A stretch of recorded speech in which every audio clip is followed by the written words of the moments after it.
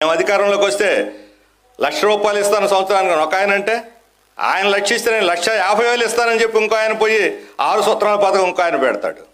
ఎవరి సొమ్ము అండి ఇది ఇవ్వటానికి? వాళ్ళ సొంత సొమ్ము ఏదో ఇస్తున్నట్టుగా లక్షలు కానీ వీళ్ళిద్దరు కూడా ఒక విషయాన్ని చెబుతున్నాను, అంగన్వాడీలు జీతాలు పెంచమండి మాత్రం పెంచరు, మున్సిపల్ వర్కర్ జీతాలు పెంచమండి పెంచరు, అసంఘటిత కార్మికుల వేతనాలు పెంచమండి పెంచరు, ప్రభుత్వ ఉపాధ్యాయులు ఉద్యోగులకు సిపిఎస్ ఎత్తేయమంటే ఎత్తేయరు, దానికి డబ్బులు రావు, దీనికి డబ్బులు ఉంటాయి. అసంఘటిత కార్మికులకు జీతాలు పెంచుతూ జీవో తీసుకొస్తే గవర్నమెంట్ సొమ్ము ఒక పైసా కూడా ఖర్చు అవుద్ది, జీవో తప్ప, తెల్లగాయితే ఒక్కటి తప్ప ఖర్చు అయ్యేది, ఒక ప్రింటింగ్ ఖర్చు రూపాయి ఖర్చు అవుద్ది. జీవో ఇస్తే పైసా ఖర్చు కాదు వాళ్ళకి ఖజానాలో, ఎందుకు ఇవ్వటం లేదు? కనీస వేతనం 26,000 ఉండాలని ఈరోజు కార్మికులు సమ్మెలు చేస్తున్నారు దేశం అంతా. ఎందుకో ఎవరు అంటే యజమానులకు నష్టం రాకూడదు, కార్పొరేట్లకు నష్టం రాకూడదు. జగన్మోహన్ రెడ్డి గారు